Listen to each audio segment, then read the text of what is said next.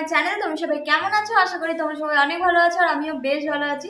তো চলো নতুন একটা দিনের সঙ্গে নতুন একটা ভিডিও শুরু করলাম।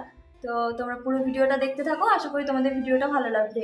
তোমাদের দাদাভাই বেরিয়ে গেছে সকাল 6টায় আর এখন আমি ঘরের মধ্যে একাই রয়েছি।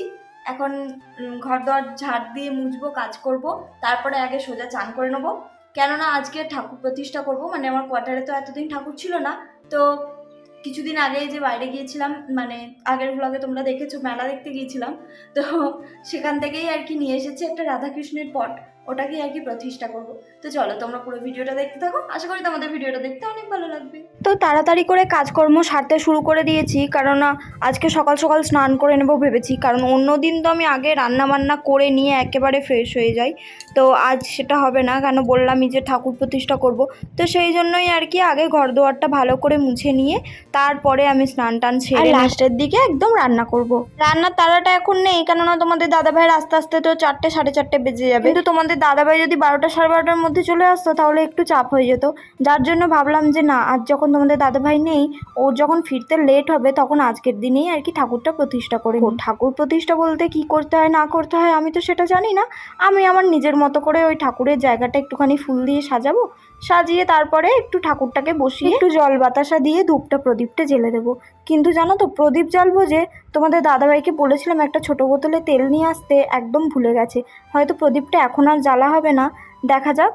বিকেলবেলার দিকে প্রদীপটা জ্বালবো, মানে সন্ধেবেলার দিকে। এখন ওই একটু ধূপটা জ্বালিয়ে আর একটু জল বাতাসা দিয়ে হচ্ছে কি ঠাকুরটাকে প্রতিষ্ঠা করে নেব। সব কিছু কাজকর্ম সেরে একদম সোজা চলে এসেছি। দেখো ঠাকুর আমি বসিয়েও দিয়েছি, থালা গ্লাস আর এই প্রদীপটা আমি কিনে নিয়ে এসেছিলাম বাড়ির থেকে। কত সুন্দর দেখতে লাগছে না বলো জায়গাটা? আর এই ফুলের মালাটা জানো তো, তোমাদের দাদাভাই কিনে নিয়ে এসেছিল আমাদের মেন গেটে লাগাবে বলে।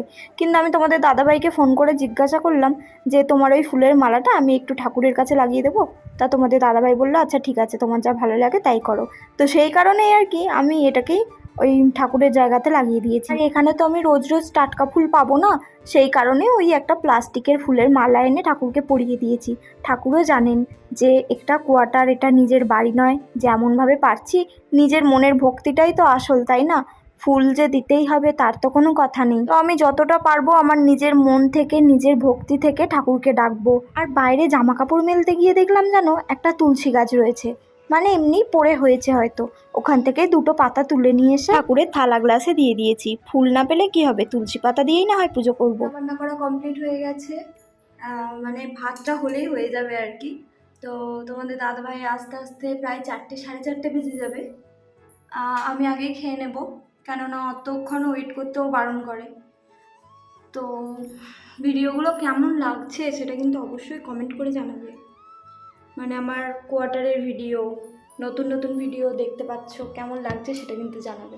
আর এদেরকে দেখে কি মনে হচ্ছে জানো, যে আমরা মনে হয় ভুলবশত এদের বাসার কাছে চলে এসেছি। মানে এই জায়গাটা যেন ওদেরই, আমরা ভুল করে চলে এসেছি। কি বলছো, কি যে বিরক্ত করে। আর বেশ দেখতে ভালোও লাগে। বড়গুলোকে দেখলে যতটা রাগ হয় না, ছোটোগুলোকে দেখলে আবার ততটাই আদর করতে মন করে।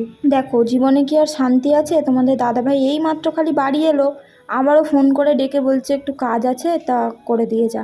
তো সেই কারণে দেখো আবার বেরিয়ে গেল। জলটা তো একদম শেষ হয়ে গেছিলো, ওই জন্য বললাম যাও জলটা নিয়ে আসো। এখানে সকালবেলা জল দেয় 7:30 থেকে 8:30 পর্যন্ত, আর বিকেলবেলার দিকে জল দেয় 4:30 থেকে 6:30 পর্যন্ত।